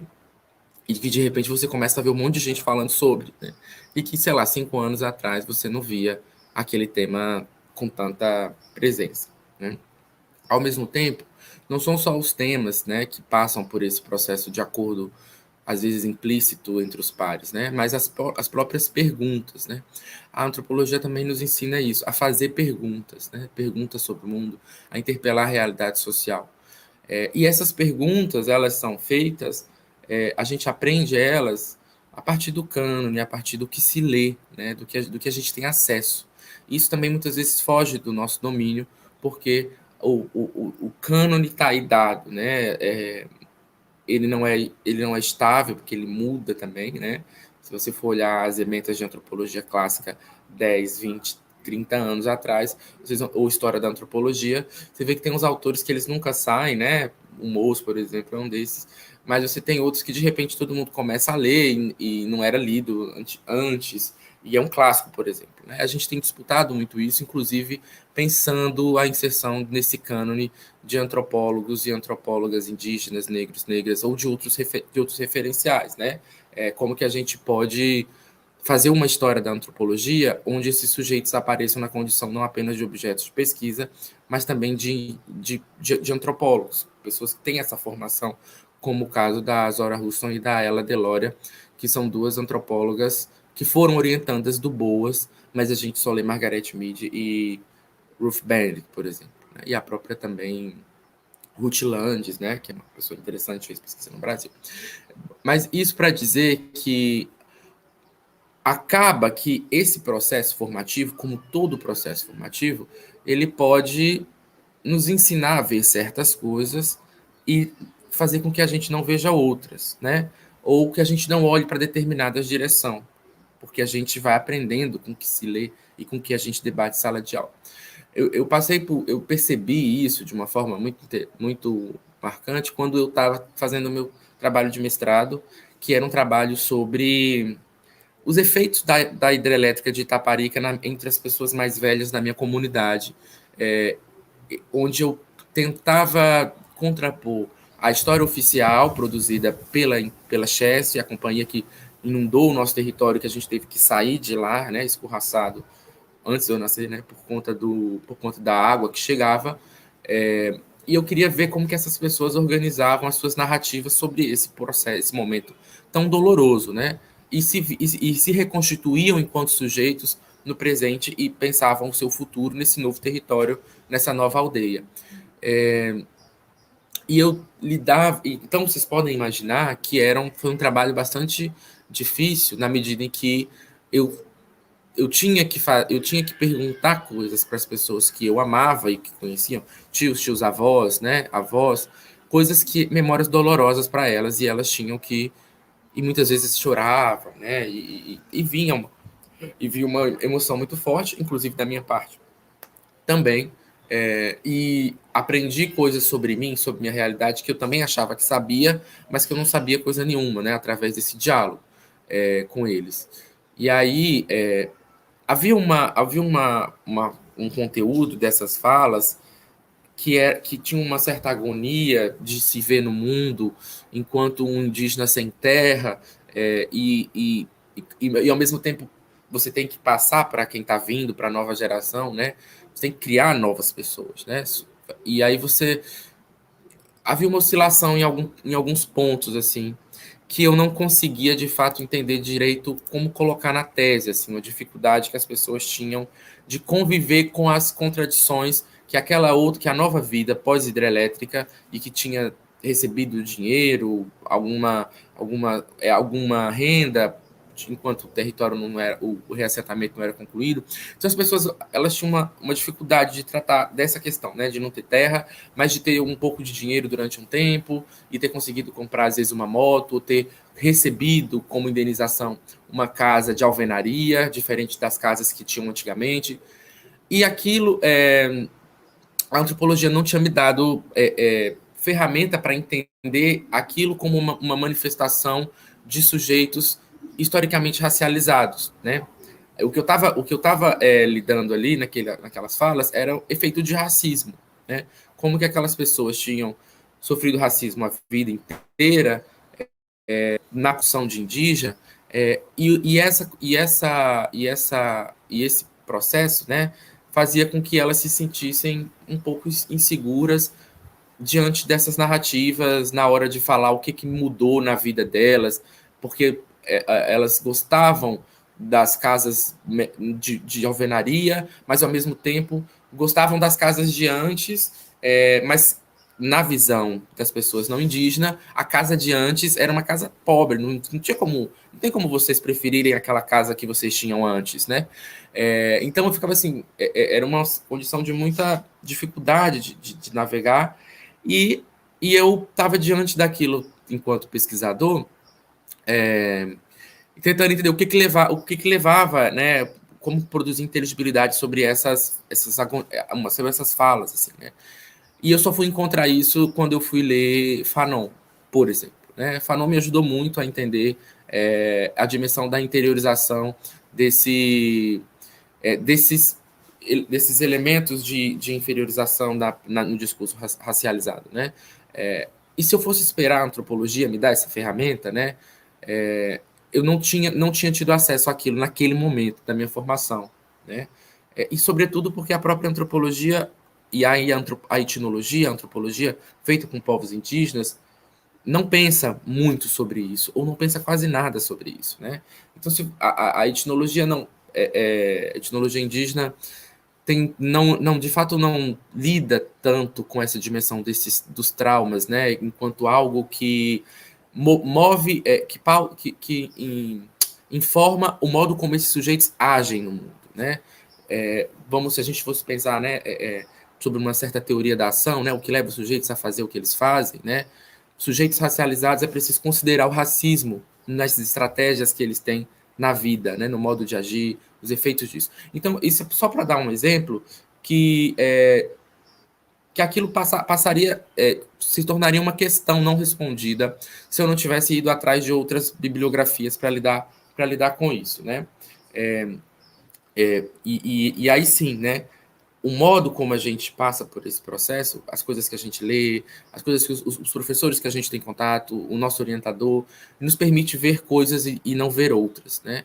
E isso para chegar no tema da minha tese, que é uma tese que, embora tenha sido sobre o conceito de genocídio, ele tem uma proposta de que a gente só entende a violência anti-indígena se a gente fizer um trabalho com os povos indígenas sobre a violência anti-indígena, a gente vai coletar muitos relatos sobre o modo como essa violência se manifesta, né? E a gente vai entender muito sobre os brancos também, e a gente vai entender muito sobre o que é ser índio no Brasil, né? Mas tem uma parte do fenômeno da violência anti-indígena que a gente só entende se a gente estudar os brancos e a sua mentalidade, né? O que leva a sociedade branca a ser violenta com os povos indígenas é algo que nós indígenas não temos como responder a partir da nossa visão de mundo, né? A gente só vai entender os medos, as fobias do povo branco estudando eles, né? E aí sim, eu faço parte dessa segunda geração de indígenas antropólogos que entra nas políticas afirmativas, e a gente de fato começa a se tornar numericamente expressivamente muito recentemente, e um número muito baixo ainda, né? Mas assim, no sentido de que antes você tinha 3, agora você tem 90, 100, né? Estudantes de antropologias indígenas. E aí a gente tem uma articulação brasileira de indígenas antropólogos, e era muito comum ouvir, quando a gente entrava, dos meus parentes, né, dos indígenas, que eles estavam fazendo antropologia porque eles queriam entender os brancos, os caraí, enfim. E eu mesmo falava isso, né? Inclusive, na graduação, eu fiz um pouco isso na minha monografia. E no mestrado, acabei indo para a minha comunidade, né? Fazer um trabalho de etnologia comigo, com a minha própria comunidade. Mas é muito comum ouvir, né? E aí, fulano, o que você quer? Por que você estuda antropologia? Por que você veio fazer antropologia? Eu vim porque eu quero entender os brancos, eu quero pesquisar os brancos. Era muito comum. Mas também era muito comum que todo mundo, no final, quando você fosse ver a defesa de mestrado, a defesa de doutorado, a pessoa tinha ido, de fato, tinha alguma coisa no percurso formativo fez com que ela abandonasse aquela teoria, aquela proposta inicial e, de fato, fosse pesquisar a sua própria comunidade ou o contexto indígena, né? Então, o que acontece, assim, né, nesse processo, assim, que muitos como eu entra na antropologia pensando, então, bom, se a antropologia estuda o outro, eu vou estudar esse outro, que é esse outro que nos marca, né, a nossa história pós-colonial, por que depois você vai, né? Então, tem várias questões, né? Eu sempre disse para mim mesmo que, bom, eu não vou perder tempo estudando branco, porque tem muita urgência na minha comunidade, né, para resolver. Os meus parentes estão esperando que meu trabalho, eles sabem que eu estou aqui na universidade, é uma aposta comunitária, né, é uma entrada que não é indivíduo, é uma entrada que é povo, e a gente precisa de muita coisa para defender o território, muito estudo, né? Então, eu não vou perder meu tempo fazendo isso, né? Isso era muito do que eu passei, né? Eu passei isso. E muita gente entra na universidade e começa a ler as etnografias que foram feitas sobre sua própria comunidade e fala assim, nossa, mas esse povo escreve muita bobagem, muita coisa errada. Agora eu vou ter que reescrever isso, né? Eu vou ter que contar uma outra versão dessas histórias, né? Então vai fazer a etnografia do seu próprio povo pensando nisso, né? Pensando em contar coisas ou que os antropólogos não viram, porque é impossível ver tudo, né? Ou que os antropólogos entenderam de uma forma que não era a forma que a gente gostaria de ser contada, né? Então, essas duas coisas entram muito, né, na hora de você escolher um tema, assim. Você escolhe e você pensa no que você quer. Eu sempre brinco, né? Na hora de escolher o tema, a gente tem que pensar. Eu pensava, o que eu, Felipe, gostaria de pesquisar? O que a minha comunidade espera que eu pesquise, ou gostaria que eu pesquise? Porque não é a mesma coisa, né? Nem todo mundo na comunidade é igual, né? Então, assim, eu tenho um interesse, às vezes as minhas lideranças querem uma outra coisa. E o que a antropologia espera que eu pesquise, enquanto indígena que entra na antropologia, e o que é um tema de rendimento dentro da antropologia, né? Porque a gente não escreve só para botar na estante que ninguém leia. A gente quer que o nosso trabalho seja relevante, a gente quer encontrar diálogo, a gente quer circulação disso, né? Então, essas questões são sempre algo que eu lembro que a gente pensa, né? Mas durante a pesquisa, então, propondo isso, que a gente, para se debruçar sobre a violência anti-indígena, a gente entende isso parcialmente, olhando para os universos indígenas, né? Mas a gente precisa olhar para o branco, olhar para a cabeça dele, sobre medo, fobia, né? A gente tem um cânone antropológico que fala de uma grande diversidade de povos, né? A gente tem a mentalidade primitiva, a gente tem o pensamento selvagem do Lévi-Strauss, a gente tem eu lembro do trabalho da Aparecida Vilaça, né? Quem somos nós? Os Wari contra os brancos. A gente tem todos esses trabalhos pensando o mundo, mas a gente não tem nenhuma etnografia, a mentalidade do povo branco, né? A gente não tem nenhum cânone que fale pureza e perigo na sociedade branca, os tabus da sociedade branca, né? Na antropologia, a gente não tem esse cânone para a gente perceber que a gente pode estudar essa sociedade, ou essa cultura, o mundo ocidental, o mundo europeu, com as ferramentas da antropologia. E que isso vai soar reducionista, né? Porque a própria empresa, a própria empreitada antropológica, etnológica, ela sempre é reducionista.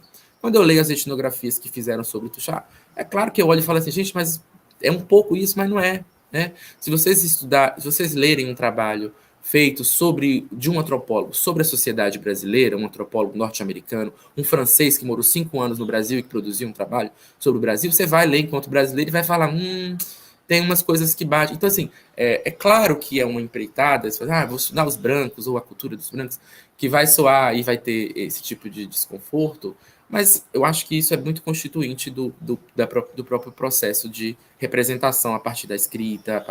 Mas esse não é o ponto, né? O ponto é que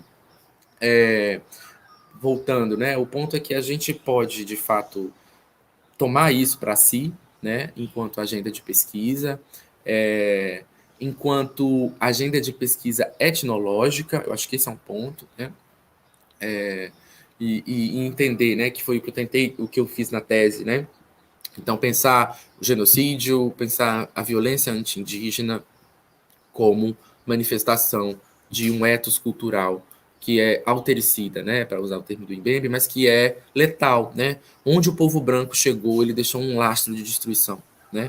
Que sociedade é essa? Cristã, com escrita, com a filosofia ocidental, que tem esse aparato todo, né? Então, para a gente que vai fazer esse tipo de pesquisa, a gente tem essa sorte, né? que é uma sociedade que tem um monte de vestígio escrito, documento, filme, você tem muito material para tentar entender a psique desse povo, né? E desse povo que tem instituições tão refinadas para continuar nas colônias o seu projeto societário, né? Então, hoje nós estamos um país onde tem uma língua europeia como língua oficial, né? Com várias línguas indígenas, com vários processos de disputas. A língua oficial do Brasil né, é português, é uma língua da Europa, né, não é daqui. Então as instituições são muito bem sucedidas e a universidade é uma dessas instituições. A universidade funciona como as universidades coloniais foram ensinadas para funcionar, né? Então a gente entra no curso de antropologia, a gente lê um monte de gente que nunca nem pisou no Brasil, né, para estudar o Brasil. A gente lê um monte de antropólogo que já morreu, mas que estava preocupado com outras questões do mundo europeu, né? Então, retomando aquela fala, né, da minha professora lá da UNB, que falou, o meu interesse de pesquisa é o que as pessoas com quem eu pesquiso se interessam, né? E eu coloco, né, então, esse estudo dessa violência como um estudo dessa sociedade, dessa formação cultural, como uma empreitada antropológica, com as ferramentas antropológicas, inclusive trazendo o conceito de ethos do Bateson, né, para pensar a padronização de atitudes, emoções, né, por quais são as atitudes com os povos indígenas, né, e por que ela é uma atitude tão letal, né? A professora Fabiana, que falou antes, trouxe um trecho aí maravilhoso dessa de análise de letalidade branca, quando ela leu, né, esse relato, né? Isso porque essa letalidade ela é muito, muito, muito investigada por nós cientistas, né? A gente está sempre pensando sobre ela no mundo, porque a nossa experiência no mundo é essa experiência marcada por essa presença, que é uma presença que anuncia, né, doença, tiro, destruição, né? Então, o próprio Davi Copenau, né, todas as pessoas, todos esses indígenas estão pensando também em alguma medida sobre isso, né? Mas a gente precisa pensar sobre isso enquanto antropólogos também, né? Então, chegando aqui ao final da minha fala, porque eu imagino que o tempo já esteja aí na hora, deixa eu ver aqui. Acredito que sim. É um convite, né? Assim, para a gente na banca, né? Alguém falou assim, isso que você propõe é até uma mudança epistemológica, né? Faz a gente torcer um pouco assim, mas assim, não deveria ser. A antropologia não estuda as diferentes manifestações, né?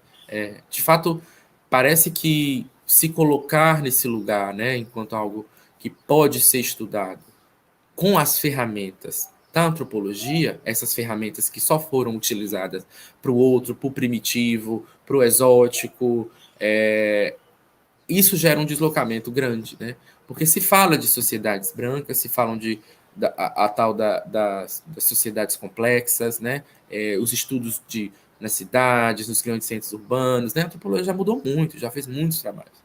Mas o kit de ferramentas etnológico, de fato, é que faz a diferença. Usar a visão etnológica na hora de estudar essa manifestação cultural dos brancos, isso eu acho que é bastante novo, assim, no sentido de que esse kit, né, de perguntas, o modo de perguntar, o que perguntar, como fazer, só é usado por os outros, né? Só é usado para as sociedades indígenas, quilombolas. Então, pensar por aí é bem interessante, eu acho. Mas, terminando aqui a minha fala, deixar aí para vocês que estão chegando e que estão formando, né, sobre essas possibilidades que temos de pensar novas perguntas, né, e sobre a dificuldade que é de transitar nesse universo, que é um universo que possui hierarquias, né, que possui arranjos, acordos tácitos implícitos entre os pares, dos quais não temos conhecimento quando entramos, né? A gente não sabe como que funciona, o que é legal, o que não é. Então, navegar aí nesse universo é bastante desafiador, mas vale muito a pena, né?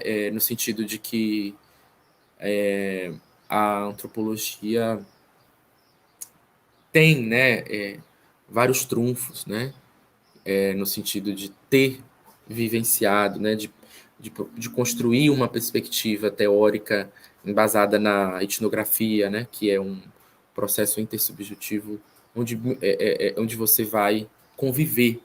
E isso é daí que nasce, né, desse convívio. Então, obrigado, e a gente fica aí para o debate. Obrigada, Felipe. Bom, foram falas muito relevantes, né, que eu gostei. Eu tenho uma pergunta para cada um de vocês. Primeiro para o Danilo, eu fiquei me perguntando como é que foram as articulações dos povos indígenas no contexto pandêmico, como que isso aconteceu, independente de ser uma articulação para a questão da pandemia, assim, se houveram outras articulações. Para Fabiana, eu fiquei pensando essa questão do cuidado e de mulheres, né? Fiquei pensando o que são as mulheres para esse contexto em que você trabalha, o que é ser mulher, né? Se essa categoria opera, em que medida ela opera, se faz sentido, né? E, bom, para o Felipe Tuchá, eu fiquei refletindo também sobre como que se deu esse processo de escrita e de confecção da tese numa pesquisa de um tema que lhe é pessoalmente caro e, ao mesmo tempo, avassaladoramente agressivo, né? Eu também pesquisei sobre mim, digamos assim, bom, eu usei várias técnicas, então, assim, o que você utilizou? Qual o mecanismo? Houve um recurso que você se apropriou para conseguir dar conta dessa escrita? Agora eu vou às perguntas da plateia, tá? A professora Denise Pimenta, ela pergunta para o Danilo Ramos. Bom dia a todos e todas, excelente fala do professor Danilo. Gostaria de pedir que ele nos indique sites onde possamos acompanhar esses projetos e planos. Encontramos no site da APIB, ele indica outra plataforma de informação? Obrigada pela fala importantíssima. O professor Rafael Almeida comenta com a professora Fabiana Maísa. Professora, vejo uma aproximação entre o modo como você elabora o tema do cuidado, com ênfase nas políticas cotidianas, e a etnografia recente de Radhika Gavidrajan com mulheres himalaias. O professor Rafael continua para o professor Danilo e pergunta: você poderia nos falar um pouco mais sobre as comparações que lideranças indígenas fazem entre as experiências pregressas com as pandemias e a experiência contemporânea? O professor Juan pergunta para o Danilo: durante a pandemia, os povos indígenas realizaram diferentes articulações nas aldeias, como a criação de barreiras sanitárias e estratégias de autocuidado. Tu pode, por favor, comentar sobre esses efeitos na proteção dos territórios e das pessoas? O Caio Portela para o Felipe Tuchá: como que você vê a importância de investigarmos a subjetividade branca como um mecanismo de proteção dos territórios e das populações vulnerabilizadas? E a professora Suzana Abrantes pergunta para o Felipe Tuchá: estou de acordo, Felipe, os estudos sobre o opressor são relevantes, mas nem sempre fáceis de serem levados adiante. Pergunta: como poderiam incentivar esses estudos e mostrar a sua relevância? São essas longas perguntas. A gente continua na ordem de apresentação. Então, professor Danilo, se puder fazer as considerações. Tá, legal. Bom, queria, então, agradecer também pelas falas, né, do Felipe, da Fabiana. É sempre um momento de muita reflexão e aprendizado, assim, né? E agradecer muito pelas perguntas. Dizer para vocês, assim, que essa experiência dessa pesquisa, ela é uma pesquisa muito aberta, ela vem sendo feita em rede, e em grande parte em diálogo com diferentes movimentos indígenas, né? Então, vou responder nesse sentido. Então, ela parte, né, desse início de diálogo e de trabalho no PET Comunidades Indígenas, né, com os alunos do PET se engajando através do Mupoíba, da APIB, da APOIME, em ações de monitoramento de base comunitária, na redação dos boletins, nesse diálogo com os agentes indígenas de saúde, mas nasce também nesse diálogo com a Federação das Organizações Indígenas do Rio Negro, e daí uma equipe de pesquisadores indígenas formada pelo Domingos Barreto, pelo Américo Socote, e pelo Marcelino Massa, que fizeram daí pesquisa de campo durante esse período da pandemia, né, e a gente está desenvolvendo aí uma plataforma de monitoramento de dados comunitários, né, de dados epidemiológicos, e parte também de um curso de extensão que a gente fez no meio da pandemia, né, na Federal da Bahia, e que envolveu a participação de caciques, pajés, benzedores, profissionais indígenas de saúde, de vários de 6, profissionais não indígenas, e também, aí, no caso do professor Spencer Pimentel, a participação no projeto PARI-C. Né? Então, é um esforço coletivo e mútuo, né, da gente entender juntos, primeiro, né, essa história da saúde indígena e a história de uma atuação no controle social, esse controle social que é exercido a partir das instâncias previstas e reguladas pelo Ministério da Saúde, mas também das instâncias de participação popular, das mobilizações, das redes de articulação.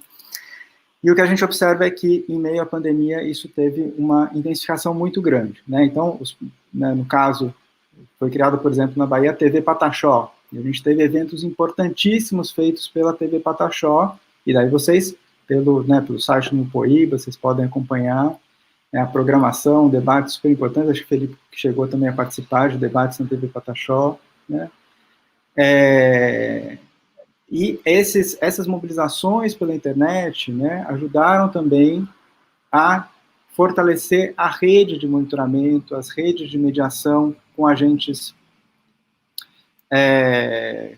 estatais, agentes das universidades, né, para fortalecer os monitoramentos de base comunitária. Então, a gente tem, sim, né, na própria PIB, no site da PIB, vocês conseguem o acesso aos planos emergenciais, mas também conseguem acompanhar os relatórios de todos os encontros que foram feitos pela PIB, de todas as ações, e de todos os parceiros, né, dentre eles, por exemplo, a Fiocruz, né, o Instituto Socioambiental, né, a ANAI, o Mídia Ninja, né, e vários outros parceiros que contribuíram, colaboraram, parceiros das universidades, né, a própria Rendip, no caso de Pernambuco, né. Então, vocês conseguem, né, mapear um pouquinho todas essas iniciativas e também os sites onde vocês podem ter acesso às informações e aos diferentes boletins que foram feitos, às diferentes iniciativas de barreiras sanitárias e às diferentes articulações. O que eu entendo é que já vinha sendo feito um esforço muito grande, isso protagonizado pela própria PIB, né, e pela COIAB, né, e daí, no caso da COIAB, a gente tem a Nara Baré como uma figura muito forte, né, nesse movimento de articulações entre movimentos indígenas, entre organizações indígenas, mas também com as universidades, articulações com parlamentares, articulações internacionais, em fóruns internacionais, né, a gente teve expedições da própria PIB a países diferentes da Europa, né, denunciando as violações de direitos e os crimes cometidos pelo governo Bolsonaro, por exemplo, e buscando, né, sanções ao governo Bolsonaro e ao Estado brasileiro. Então, eu acho que essas articulações elas já vinham sendo feitas e elas se intensificaram na pandemia, em face de todo esse processo de desmonte que foi deflagrado. É um processo de desmonte que ele já vem, né? Então, essa proposta do Instituto de Saúde Indígena, a proposta de municipalização da saúde indígena, é algo que vem no esteio aí já de pelo menos uma década, né? E os movimentos indígenas vêm se contrapondo de modo muito forte a essas propostas de municipalização, né, que expõem a saúde indígena e toda a atenção à saúde indígena aos interesses das elites locais, né, e das políticas anti-indígenas dos municípios. Então, o golpe que foi dado, né, com a não realização com a inviabilização da 6ª Conferência Nacional de Saúde Indígena, né, esse golpe também da migração de recursos da CESAR para outras esferas do Ministério da Saúde, esse golpe da ilegalidade criada para os conselhos e, no caso, para o Fórum de Presidentes de Condize, né, e essa reinstituição do Fórum de Presidentes de Condize e dos Condize, né, com uma sanção muito grande nas possibilidades de atuação e de vigilância social dos Condize, né, tudo isso teve essa resposta muito forte, que foi feita a partir das articulações e que se torna expressa a partir dos planos emergenciais, né. E daí, só para trazer um pouquinho, né, esse trabalho que a gente vem fazendo no Alto Rio Negro, com a Federação das Organizações Indígenas lá do Alto Rio Negro, né, com a FOIRNE, foram visitadas 27 comunidades, né, e foram também levantadas as estratégias de enfrentamento das comunidades durante a pandemia. Então, as comunidades denunciam, né, uma ausência total das equipes de saúde, o contágio, né, da Covid-19 tendo sido feito por militares, por agentes do município de São Gabriel da Cachoeira e pelas próprias equipes, que foram vetores de contaminação, né, dada a ausência de EPIs e de equipamentos de proteção, de equipamentos de insumos para testagem, né, ao mesmo tempo em que o movimento indígena na região conseguiu viabilizar uma melhoria considerável na rede de comunicação, né? Então, radiofonias foram instaladas, né, em grande parte das comunidades, o que viabilizou, né, uma melhor comunicação, não das comunidades com o Distrito de Saúde, né, porque essa comunicação praticamente não existiu, né, as equipes de saúde e o Distrito do Alto Rio Negro foram muito omissos nesse movimento. Mas o que aconteceu foi uma comunicação entre as próprias comunidades.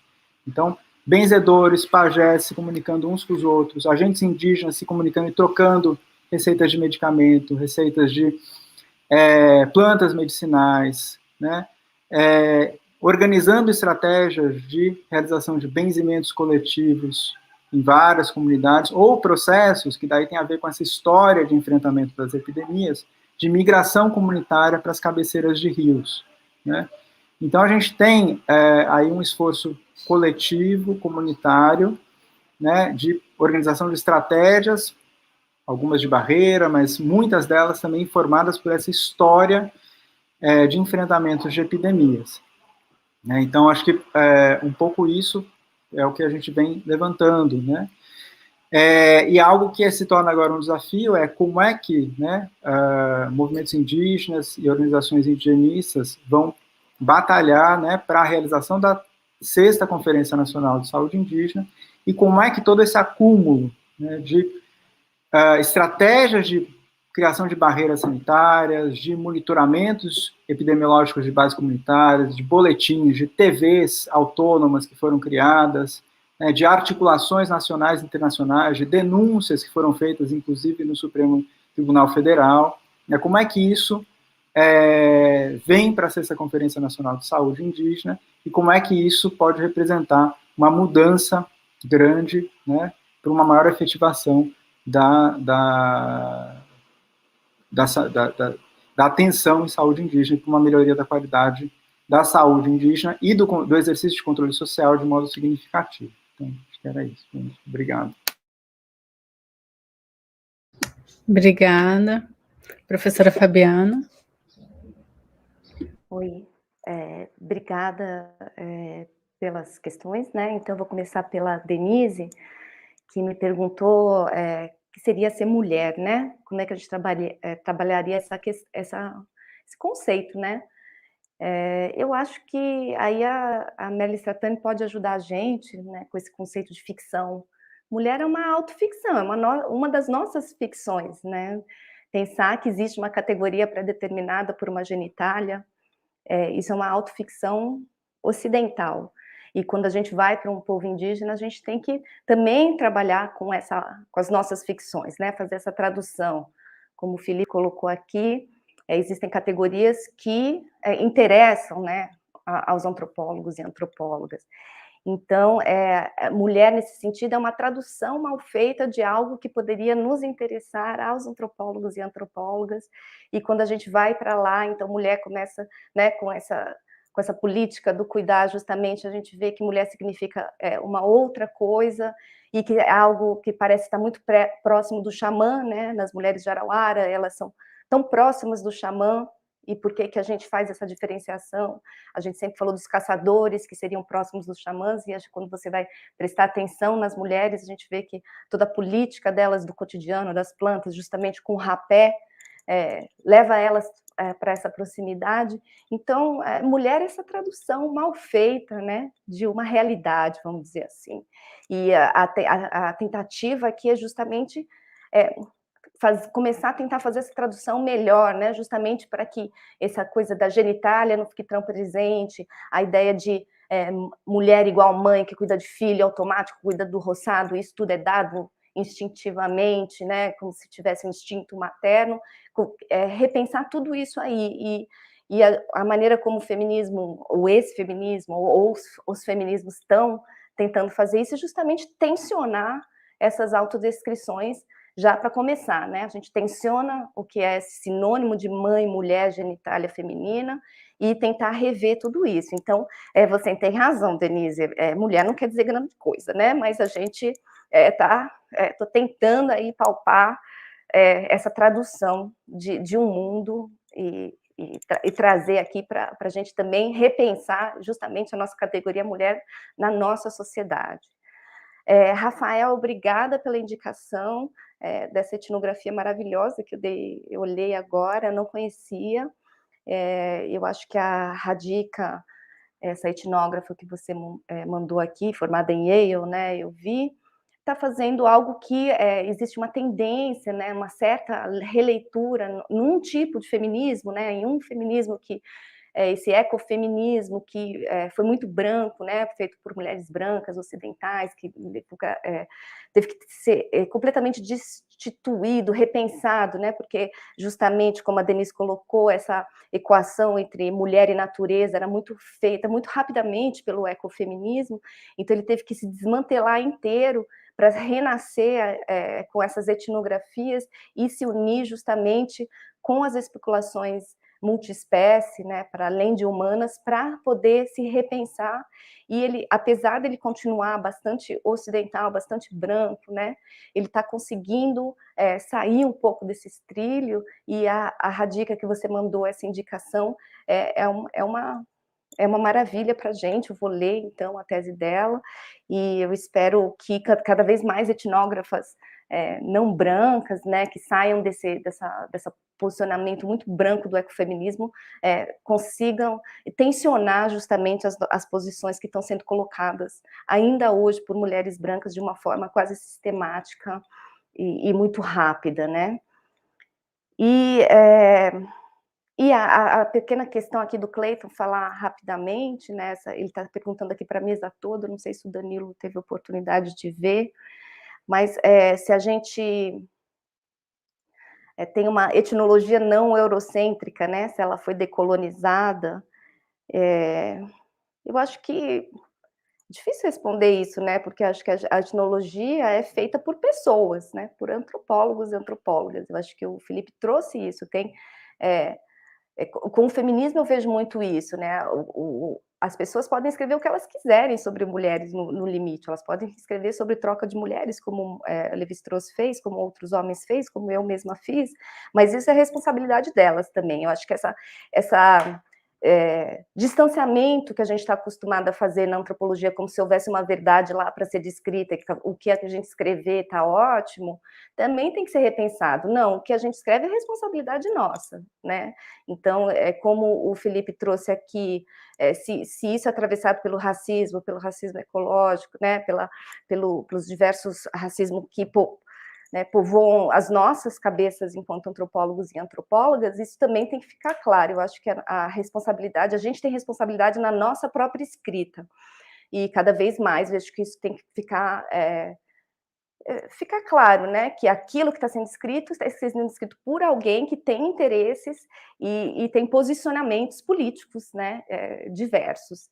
E isso fica claro no texto, e daí a gente consegue requestionar os textos. Acho que toda a tentativa hoje também é fazer essa releitura, que o Felipe também colocou aqui, né, de reler, por exemplo, etnografias que foram feitas e entender que elas foram feitas por alguém, em algum momento, era homem, era branco, né, era hétero, não era, isso tudo invade o texto, né? Então, repensar os textos e a importância da escrita, eu acho que é a tentativa do que eu, pessoalmente, estou tentando fazer hoje, né? Me responsabilizar pelo que eu escrevo, e acreditem ou não, é bastante difícil, a gente tem que ficar se autovigiando o tempo inteiro, com todo tipo de categoria, com todo tipo de jargão, com todo tipo de subentendido nas palavras que a gente usa.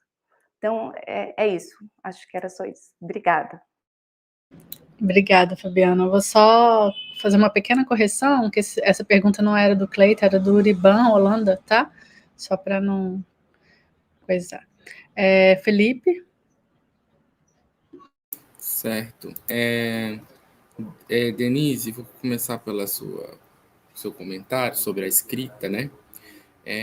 Por ser temas caros e agressivos, né? E também acho que muito pessoais, assim. No mestrado, que era sobre o trabalho sobre o deslocamento da comunidade, uma das coisas que eu lembro é que era muito comum ouvir as pessoas falar que o ato de escrever é um ato solitário, ou que é um ato que você se sente meio isolado, ou que é um ato muito individual, né? E eu escrevi a dissertação de mestrado, a maior parte em Brasília. E contando aquelas histórias daquelas pessoas, eu lembro que eu não me senti nem um pouco sozinho, né? Isso foi muito marcante na escrita da dissertação. Embora eu estivesse em Brasília, aqueles relatos são as pessoas da minha vida, né? Parentes, às vezes mais distantes, às vezes mais próximos, meu avô. Então, foi um ato muito coletivo, a minha experiência desse momento, né? Do mestrado. No doutorado, que foi Então, assim, foi mais fácil do que eu imaginei, assim, né? Nesse sentido. No doutorado, que foi o tema do genocídio, a principal dificuldade foi de trabalhar com a categoria de genocídio durante uma pandemia, né, e durante tudo que o Danilo trouxe um pouco aqui, era como tentar pegar a água com a mão, assim, segurar a água com as mãos, assim, né, porque era muita coisa, era muito dado, era muita coisa acontecendo, era muita denúncia, era uma coisa atrás da outra, né, e aí chega parente morrendo, absurdos, fake news, negacionismo. Então, assim, foi muito difícil pelo tema, né? Você falar de genocídio não é fácil, independente de qualquer coisa, né? Mas assim, dava muita raiva ao mesmo tempo, assim, lidar com os dados que eu lidei, né? Ver as estratégias discursivas mobilizadas, por exemplo, durante aquele último relatório da CPI, né? Foi genocídio, não foi genocídio? Então, ver a fala de todo mundo, ver as pessoas mobilizando a categoria para negar, não, o genocídio é quando acontece no judeu, não foi isso que está tendo aqui. Então, foi de fato difícil nesses termos, e foi até chegar o momento que eu falei assim, eu não quero mais mexer com isso, tchau, acabou, tá pronto. Enviei lá para o pessoal, e eu acho que também dizem que é assim, doutorado, né? Dizem que você só até se termina quando você não aguenta mais olhar para o negócio. Você abre o arquivo no computador e fala, não quero mais ver isso. Então chegou uma hora que eu já falei, gente, é isso, e não me peçam para mexer mais. Mas foi um pouco isso, assim. E em relação à importância de a gente investigar a subjetividade branca para pensar a proteção de território, bom, um caminho aí, eu acho, que seria pensar... A gente tem um ponto de partida que a gente tem uma Constituição muito interessante no que concerne aos territórios indígenas, né? E que quando ela foi promulgada em 88, havia uma expectativa, um planejamento, vamos dizer assim, de que em 5 anos todas as terras estivessem demarcadas, né?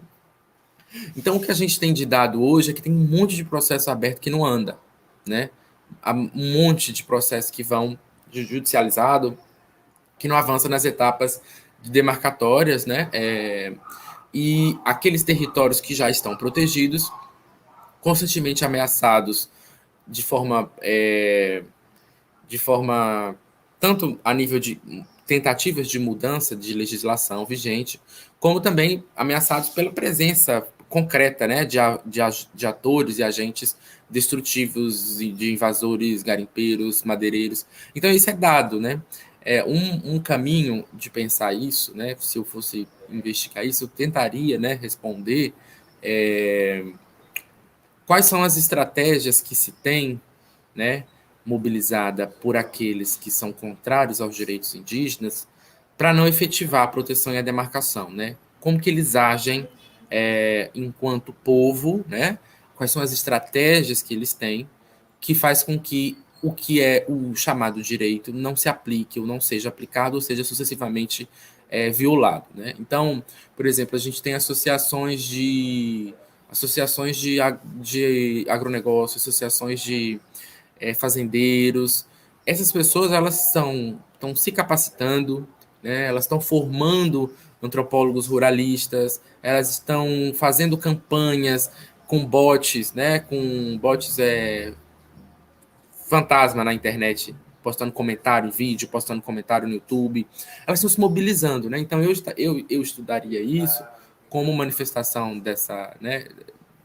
Eu buscaria evidenciar como que esses atores estão, de fato, orquestrados, né? Porque a gente tem muita dificuldade de enxergar as pessoas nas engrenagens do que a gente chama de poder, de burocracia, de dominante, né? A gente não vê pessoas, a gente vê estrutura, né?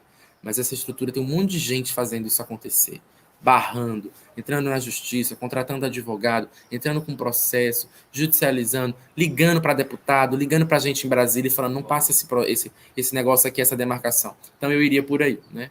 Eu acho que tem faz todo sentido entender que existe um plano aí, né, no sentido de não efetivar esses direitos e a proteção desses territórios. E por fim, a Suzana falou como que a gente poderia ver a relevância, né, em incentivar essa possibilidade, né, de pesquisa. Olha, o que a gente não vai pensar sobre isso? Eu acho que o caminho é procurar, né, referências que abram isso, né? Por isso que eu acho que o que a gente lê no processo formativo fecha e abre mundos, assim, né? Então, na medida que você vê possibilidade, trabalha com outros autores, as possibilidades então se tornam realidades e elas se concretizam quando você começa a perceber que há aquele caminho ali, né? Então, acho que essa uma tentativa, né, de abrir deixar isso mais em aberto, trazer relatos de quem fez isso ou quem teve esse tipo de perspectiva. E, por fim, sobre se existe, né, uma etnologia não eurocêntrica, eu acho que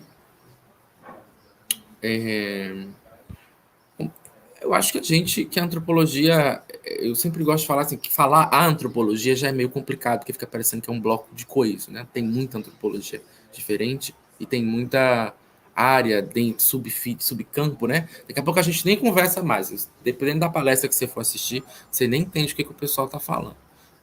Porque é tão específico, né? E isso é ruim, por um lado, né? Porque de repente fica assim, você tem colega seu que é doutor em antropologia e que fala assim, mas eu não sei nada sobre povo indígena. Indígena é com etnólogo. O cara tem doutor em antropologia e fala, né, que não entende nada sobre povo indígena. Mas eu acho, né, que nós estamos muito longe de ter uma antropologia descolonizada, né? Porque, como disse, né, nós ainda somos instruídos para funcionar enquanto uma instituição ocidental, né? A nossa universidade, gente, a gente continua lendo as mesmas pessoas que 30, 40 anos quem fez antropologia leu, né? E as pessoas vão dizer assim, olha, mas a antropologia se aprende com os clássicos, né? A gente escuta isso o tempo todo, né? É um desafio imenso de pensar, inclusive, outro lugar para os clássicos. Eles vão continuar sendo clássicos, né? Mas a gente ainda o que tem de gente, quando eu estava no mestrado, na sala de aula, uma colega falou assim que o ideal etnográfico dela era Malinowski, né? E a gente ficou, né? como, né? A gente lê isso, a gente aprende no primeiro período, no segundo período, para depois, no quarto período, você ter acesso ao diário do Malinowski, né? Lá na frente você vai entender que não era nada daquilo, e você fica com aquela ilusão na cabeça, né? Do antropólogo desbravador, do antropólogo da etnografia como rito de passagem, muito perigoso isso, da etnografia para o crescimento do pesquisador, das vivências, das anedotas do campo, né? Então acaba sendo também uma experiência muito, às vezes, que há esse espaço, né, para a criação desse tipo de narrativa. Mas, assim, então, respondendo sua pergunta, né, eu não acho que a gente está muito longe de ter uma etnologia descolonizada, no sentido de que a grande questão para mim é pensar outras questões como as que movem as pesquisas, né? E aí nós temos várias tentativas, né? A pesquisa colaborativa é uma tentativa, né? Muito comum, se fala muito hoje sobre pesquisa colaborativa, coautoria, parcerias distintas, mas enfim, eu acho que o importante é tentar, né? Porque isso a nível de estrutura é muito difícil de mudar, né? A gente tem uma dificuldade imensa, né? Você tem a Elizabeth Povinelli, que ela vai falar de Anthropology of Otherwise, né? Do que poderia ser diferente, né? A gente tem a antropologia mundos outros, possibilidades diferentes. Então, o que a antropologia poderia ser diferente? Mas é muito difícil pensar porque a gente continua sendo instruído por um processo muito fechado, né? Uma rotina, né? De formação. Então, um dos desafios, eu acho, é pensar outras perguntas e aí repensar, inclusive, os lugares dos clássicos. Né? O professor nosso da UNB, o Jorge Carvalho, ele disse que clássico tinha que ser uma optativa, teoria tinha que ser uma optativa. Né? Quem quiser aprender clássico, aprende. Quem quiser ler Henry Lewis, Morgan, vai atrás, mas nem todo mundo precisa, nem todo mundo quer. Não sei se é esse o caminho, não sei o que aconteceria disso, mas eu acho que tem muita coisa para jogar fora que poderia nos ajudar a ver, porque tempo, né, é uma coisa que a gente não tem. Então, o tempo que a gente está lendo Morgan, a gente podia estar lendo uma outra coisa. No clássico, quando a gente monta um programa de disciplina, na hora que a gente escolhe por um autor, a gente está deixando de escolher outro, né? Então, enfim, maximizar isso, né? O tempo. Obrigado. Obrigada, Felipe. Então, as perguntas foram respondidas, a gente vai encerrando aqui essa mesa. Quero agradecer demais a presença de cada um, o professor Danilo, a professora Fabiana, o professor Felipe, aos organizadores desse evento, aos professores que estiveram presentes também com perguntas e principalmente aos alunos que estão entrando nessa turma, né? Desejo ótimas vindas e que os debates estejam apenas no começo. Só lembrando que hoje à tarde a gente dá continuidade a esse evento de abertura, né? Hoje lá pelas 14 às 17 horas, a gente tem a mesa redonda 3, Antropologia às Voltas com o Antropoceno, com a professora Raquel Oliveira Santos Teixeira, da Universidade de Minas Gerais, o professor Guilherme Sá, da Universidade de Brasília, e o professor Tiago Mota Cardoso, da Universidade Federal do Amazonas. Tá bom? Então, estão todos convidados e até mais tarde. Obrigada.